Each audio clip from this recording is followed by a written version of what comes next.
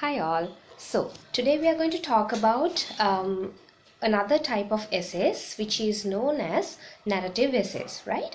So before I start my lecture, I want you to pause this video right now and look at the 3 questions I have given in the handout, right? And you need to go through these questions and jot down your own answers to these without referring to anything. I thought we'd do this first, right? Okay, so the first question is, what is a narrative? The second question is, what is creativity? And the third question is, what do you think a narrative essay means, right? So you need to answer those 3 questions on your own and then start the video again. Okay, right, go.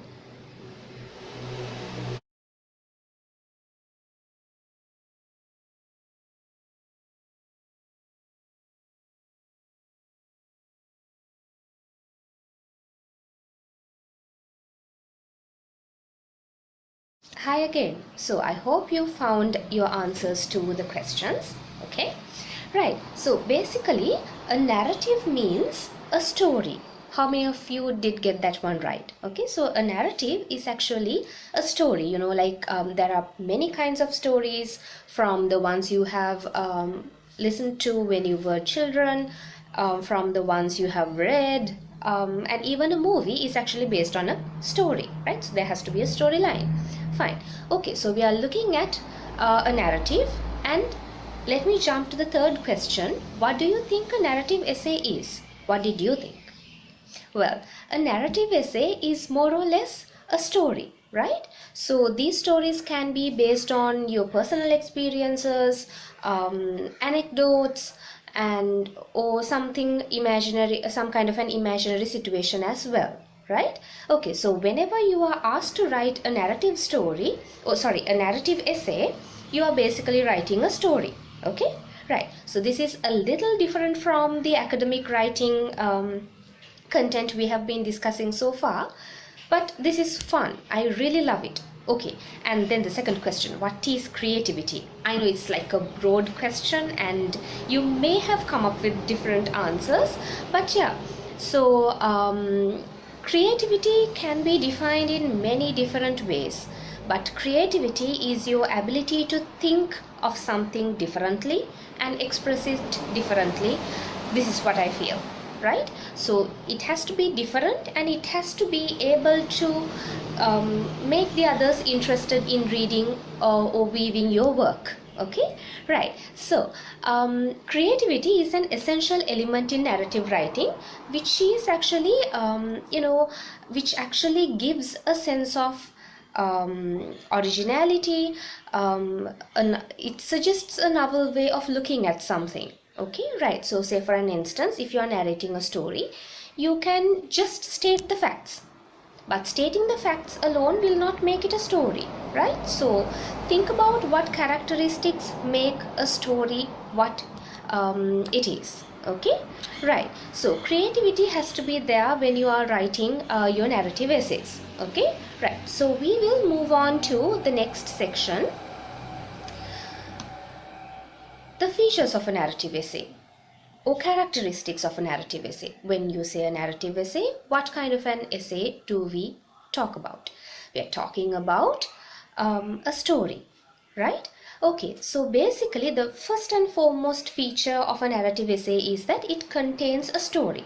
It could be experiential, that means based on your own experiences, something you have gone through, something you have witnessed, like something that you have experienced at some level. Okay, right. Or it could be this could be like personal, it could be about yourself, or it could be about someone else as well.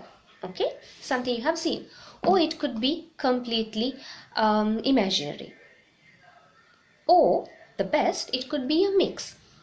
You have your personal experience and you add a little bit of imagination there, and you blend those. So it's like, it has both elements, fact as well as fiction, right? So this could be like, nice stories. So on that note, if you read short stories by Jeffrey Archer, you can see that some of them are actually experiential, things the writer has experienced or he has heard from someone else, or certain fictions, certain short stories are a blend. He might give a little tweak to something he has heard, right? So make a note of this. Read a couple of short stories by Jeffrey Archer. Okay, you'll enjoy. He usually ends them with an unexpected twist. Right. Okay. So and then in a narrative essay, there is always a clear point of view in terms of a narrator, right? So in a story, there is a person who tells the story, right? So if you take a book like let's say Jane Eyre, right? So in Jane Eyre, Jane is the narrator. The main character is narrating the story. But if you take a story like A Song of Ice and Fire, the book series on which Game of Thrones TV series is based, there you can see that, you know, there are multiple narrative points. There are many narrators who tell the story in their own perspectives, right? Basically, there each chapter is narrated by a different character, right? But we are not talking about, you know, extended works of fiction. We are basically, I mean, narrative essays would be much more like short stories, right? So there is a single central conflict or a single incident around which the story is built. Okay, so that is your target. Fine. So in this case, you have to figure out who your narrator is. Who's going to tell the story? Is it going to be the first person narrator? Are you telling the story, that is? Or is it a character narrator? Is a character in the story narrating? Or is it an omniscient narrator, a narrator who is outside the story but who knows everything, and that it is he or she who narrates? Okay, right. So you can think about it. You are free to pick who your narrator is, right? And then you need to create you need to use your language creatively. Say for an instance, those of you who have studied literature, it could be Sinhala literature or it could be English literature or literature in any other language, you know that when it comes to literary works, the expressions, the words we use are different.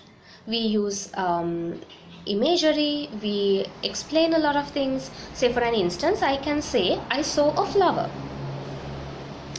Okay, when I say flower, what kind of a flower do you see in your mind? Some of you might see a rose, some of you might see an orchid, lilies, you know, araliya flowers, whatever. Okay, but if I tell you that I saw this flower which I think had around 100 petals, its color was a soft coral shade, and it seemed to be floating on water.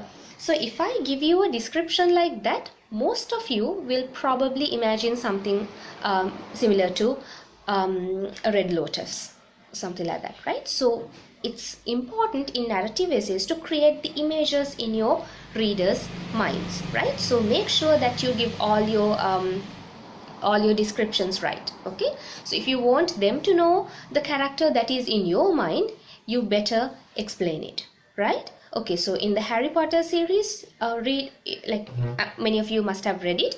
So in the Harry Potter series, look at the boy's description.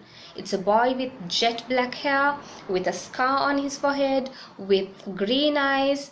In the movie, he has blue eyes. That's a deviation. But in the book, he is distinguished by his blue eyes and the scar, right? Okay, so that's a memory that's an image that lasts in the reader's mind. Okay, so make sure you get your descriptions right. Okay, and then before doing anything, you need to anything else further, you need to figure out the storyline, which is called a plot, right? So it's always better to plot your stories, right? So for an instance, before writing the Harry Potter book series, the author sketched out all the 7 novels. So you could see when you read the novel, it becomes really interesting because some seemingly insignificant or some curious incident, it could be insignificant or it could be a curious incident in the first few novels become of greater significance when it comes to the 6th or the 7th novel, right? So the trick is to plot your story right. When you do that, you can make it, interesting.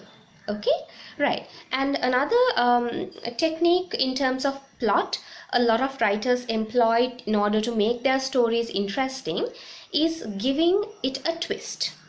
Okay, so basically the writer writes a story, and the reader for the major part of the story imagines a particular possible end, but in the end you figure out that the end is not at all as you expected, right? So you can do that even in short stories and fiction. You can do that.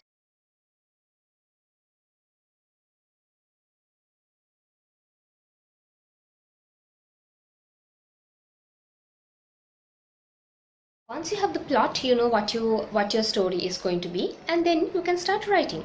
And remember, your first draft is never the perfect draft, right? So first you write freely without thinking about whether these things match, or whether this dialogue is all right in this place, or whether this is the actual word to describe something. Is my grammar all right? Are my spelling are there any spelling mistakes, things like that. Okay, so without thinking of any of those, you just write, and then you go back to your writing and you edit it. There you look at the flow of the story, and whether you make meaning, whether you make sense to the audience, and whether there are any grammar mistakes, spelling mistakes, etc. So you correct your language mistakes as well. Alright, so now you know how you should write a narrative essay. Okay, so you know the steps, and now you have to be creative and write. Okay, so I have given 3 topics in the handout. One is I am what I am, no one can change it. Love is a strange thing is the second one, and the third one is this is my last battle. Okay, so you can write a narrative essay based on any of these prompts. You can start your narrative essay, or you can end your narrative essay with the line of your choice. Okay, right, so let's give it a shot and try and be creative as much as possible. And the final thing I have to stress upon is that plagiarism will not be tolerated even in a narrative essay. You can jolly well borrow an idea from someone, and basically a storyline from someone, and then you rewrite it in your own words. That is not accepted, right? So this has to be completely your brainchild. Okay, so you have to brainstorm, you have to find a story, a story, and then you have to write on it. Okay, so if you base it on your personal experiences, that's totally fine, because that is something you yourself have experienced, right? Okay, so make sure that you don't try to replicate stories from movies, other storybooks, cartoons, anime, whatever. Don't do that, right? So get inspiration from within yourself, and then create beautiful stories. Okay, right. And I hope you will enjoy writing. I certainly do. Alright, so now you can start writing. Let's call it a day. Stay safe. Bye.